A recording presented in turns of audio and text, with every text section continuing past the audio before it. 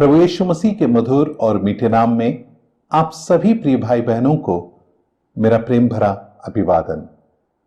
प्रियो, आज के सुसमाचार के इस संदेश को सुनाने का जो अवसर मुझे परमेश्वर से मिला और स्थानिक कलीसिया ने जो मुझे अवसर दिया, इन सभी बातों के लिए मैं परमेश्वर का धन्यवाद करता हूं।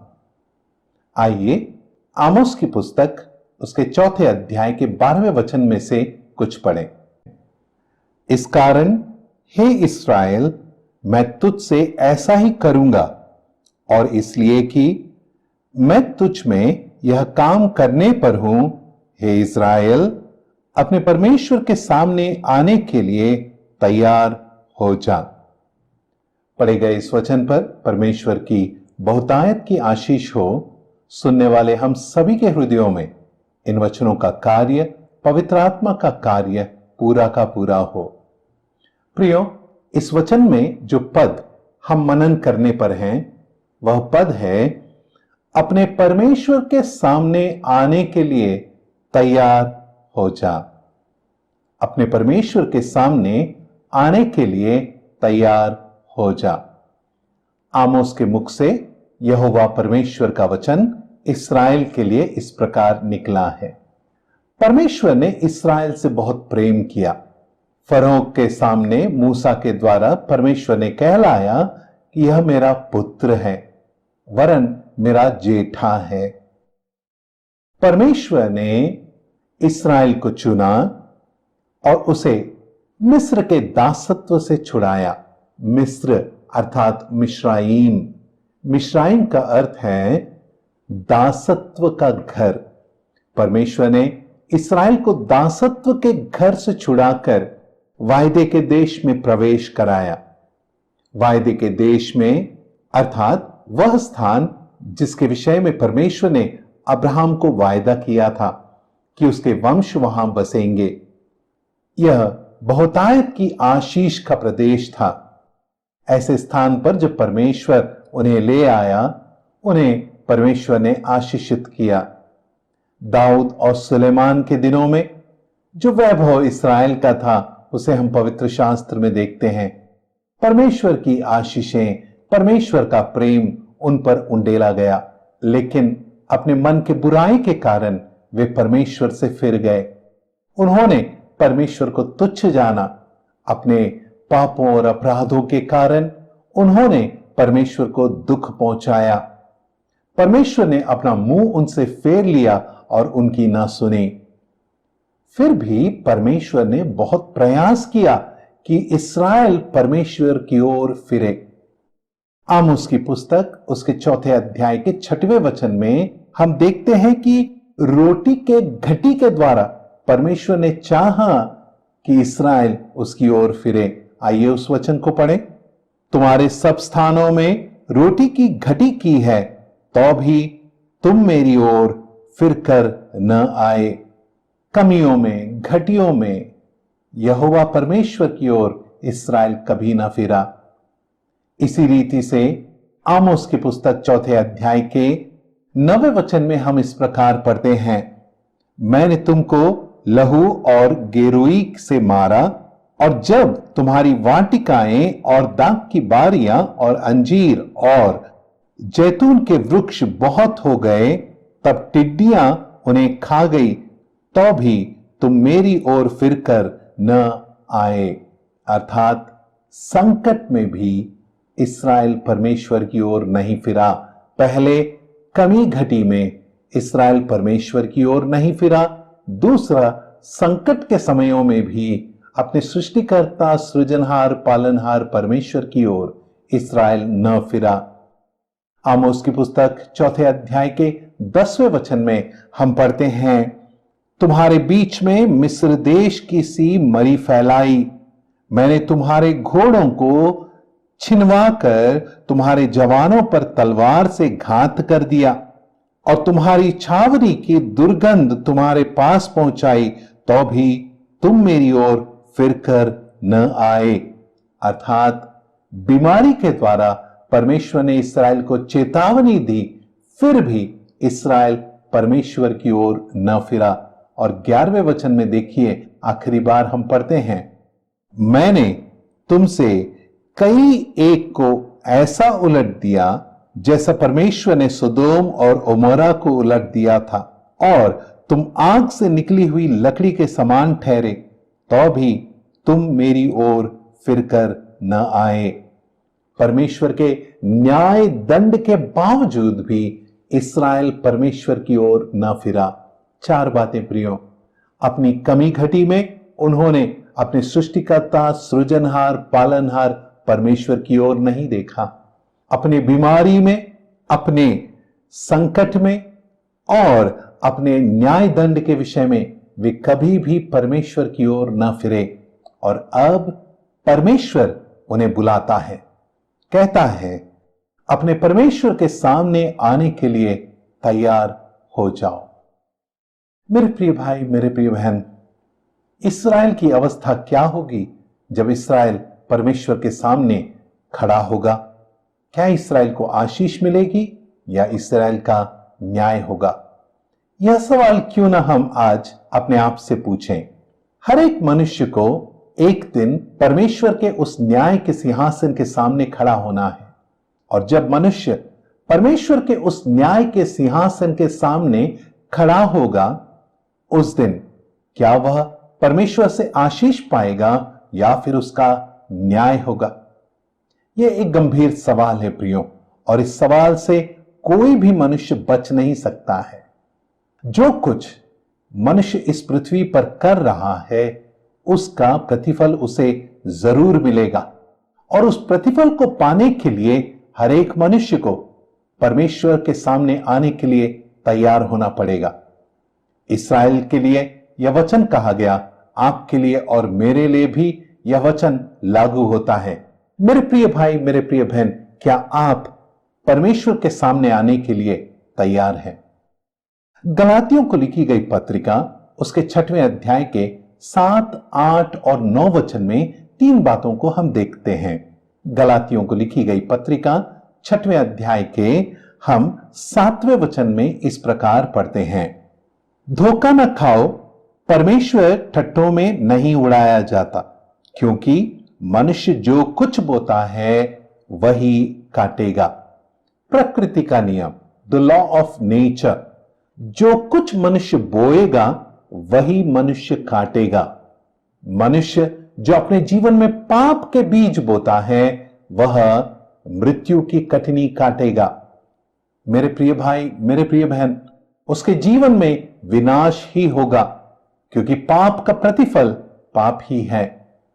पाप का स्वभाव जब जीवन में है तो हमारे कार्यों में जो फल लगते हैं वे पाप के ही हैं। जो कुछ बोया जाता है वही कटनी काटी जाएगी। This is the law of nature, यह प्रकृति का नियम है। 8वें वचन में हम इस प्रकार पढ़ते हैं, क्योंकि जो अपने शरीर के लिए बोता है वह शरीर के द्वारा विनाश की कटनी काटेगा, और जो आत्मा के लिए बोता है वह आत्मा के द्वारा अनंत जीवन की कटनी काटेगा। जो कोई मनुष्य अपने ही अभिलाषाओं में फंसकर, खिंचकर पाप करता है, पाप का बीज बोता है, वह विनाश की कटनी काटेगा, अर्थात दंड की कटनी काटेगा। नरकाग्नि उसका इंतजार करेगा। लेकिन जो कोई आत्मा के लिए बोता है, अर्थात अपने जीवन को उद्धार के निमित्त तैयार करता है, मेरे प्रिय भाई, मेरे प्रिय बहन, जो आत्मा के लिए बोएगा वह आत्मा के द्वारा अनंत जीवन की कटनी काटेगा, आशीष की कटनी काटेगा। मेरे प्रिय भाई, मेरे प्रिय बहन, यह प्रजनन का नियम है, द लॉ ऑफ रिप्रोडक्शन। जो कुछ भी बोया जाएगा वही काटा जाएगा, जो कुछ भी बोया जाएगा उसी के समानांतर प्रतिफल मिलेगा। शरीर के लिए बोया है तो विनाश की कटनी, आत्मा के लिए बोया है तो अनंत जीवन की कटनी।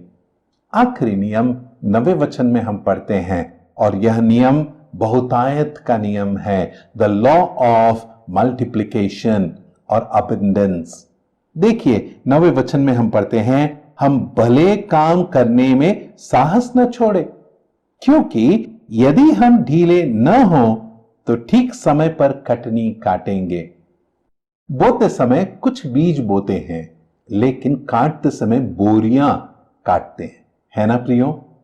जिस तरह से बोया गया है बहुतायत से उसका प्रतिफल मिलेगा। शरीर के लिए बोया गया है, बहुतायत से विनाश की कटनी होगी। आत्मा के लिए बोया गया है तो अनंत जीवन की बहुतायत की कटनी काटी जाएगी। मेरे प्रिय भाई, मेरे प्रिय बहन, परमेश्वर हमारे सामने दो विकल्प रखता है, विनाश की कटनी, अनंत जीवन की कटनी। आप किस कटनी के लिए तैयार हैं? आप किस रीति से परमेश्वर के सामने आने के लिए तैयार हैं? प्रियो, पवित्र शास्त्र बाइबल रोमियो को लिखी गई पत्रिका 3 अध्याय के 10वें वचन में कहता है, कोई भी धर्मी नहीं, एक भी नहीं। मनुष्य जन्म से पापी है, उसके कार्यों में पाप, उसके विचारों में पाप, उसके जीवन में पाप। मनुष्य जो पाप में जन्मा वह पाप में ही मरेगा, और जो पाप में मरेगा, रोमियो को लिखी गई पत्रिका 6वें अध्याय के 23वें वचन के अनुसार, वह मजदूरी पाएगा, क्योंकि पाप की मजदूरी मृत्यु है। पाप की मजदूरी जो मृत्यु है, ऐसे में कहां जीवन की आशा रही, कहां आशीषों की आशा रही? परमेश्वर की उपस्थिति में केवल दंड होगा। इसका परिष्कार क्या है? इससे बचना कैसे? मेरे प्रिय भाई, मेरे प्रिय बहन, यूहन्ना रचित सुसमाचार 12वें अध्याय के 24वें वचन में हम इस प्रकार पढ़ते हैं, मैं तुमसे सच सच कहता हूं कि जब तक गेहूं का दाना भूमि में पड़कर मर नहीं जाता वह अकेला रहता है, परंतु जब मर जाता है तो बहुत फल लाता है। इस वचन में प्रभु यीशु मसीह अपने क्रूस की यात्रा का चिन्ह बताते हुए बताते हैं कि वही गेहूं का बीज है जो भूमि में पड़कर मर गया, अर्थात प्रभु यीशु मसीह आपके लिए, मेरे लिए उस कलवरी के क्रूस पर चढ़ा। गलातियों को लिखी गई पत्रिका 2 अध्याय के 20वें वचन के अनुसार, उसने मुझसे प्रेम किया और अपने आप को दे दिया। कहां? उस कलवरी के क्रूस पर। उस क्रूस पर जो मृत्यु प्रभु ने सहा, वह मृत्यु का कटोरा मेरा था, मुझे वह दंड सहना था, आपको वह दंड सहना था, आपको उस मृत्यु के कटोरे को पीना था। लेकिन प्रभु यीशु मसीह ने आपके बदले, मेरे बदले उस मृत्यु के कटोरे को उस कलवरी के क्रूस पर चख लिया। प्रभु यीशु मसीह ने आपके और मेरे दंड को उस कलवरी के क्रूस पर सह लिया। प्रभु के उस मृत्यु के द्वारा हमें जीवन मिलता है। कैसे प्रियो? प्रभु यीशु मसीह पर विश्वास करके जो कोई उसे ग्रहण करता है, उन्हें जीवन प्राप्त होता है। आज परमेश्वर का वचन हमें चेतावनी देता है कि परमेश्वर के सामने आने के लिए तैयार हो जा। क्या आप प्रभु यीशु मसीह के सामने आने के लिए तैयार हैं? क्या आप परमेश्वर के सामने आने के लिए तैयार हैं? यह सवाल आपसे और मुझसे पवित्र शास्त्र बाइबल पूछता है, परमेश्वर पूछता है। जितनों ने प्रभु यीशु मसीह को अपने जीवन में स्वीकार किया है, जितनों ने प्रभु यीशु मसीह पर, प्रभु यीशु मसीह के मृत्यु और पुनरुत्थान पर विश्वास किया है, उन्हें परमेश्वर ने उद्धार दिया है। उनके पापों को परमेश्वर क्षमा करता है। वे अब परमेश्वर की उपस्थिति में आशीष पाने के लिए जाएंगे। लेकिन जितनों ने प्रभु यीशु मसीह का तिरस्कार किया, जो कोई प्रभु का तिरस्कार करेगा, वह परमेश्वर के सामने दंड के लिए उपस्थित होगा। यूहन्ना रचित सुसमाचार 3 अध्याय के 18वें वचन में हम इस प्रकार पढ़ते हैं, जो उस पर विश्वास करता है उस पर दंड की आज्ञा नहीं होती, परंतु जो उस पर विश्वास नहीं करता वह दोषी ठहर चुका, इसलिए कि उसने परमेश्वर के इकलौते पुत्र का नाम पर विश्वास नहीं किया। दोषी ठहर चुका। यदि आज आप प्रभु का तिरस्कार करते हैं, यदि आज आप प्रभु को स्वीकार नहीं करते हैं, तो आप दोषी ठहर चुके। ऐसे में कैसे आप परमेश्वर के सामने उपस्थित होने के लिए तैयार होंगे? मेरे प्रिय भाई, मेरे प्रिय बहन, प्रभु की यह बुलाहट है, पवित्र शास्त्र बाइबल के वचनों की यह बुलाहट है, कलीसिया की यह बुलाहट है।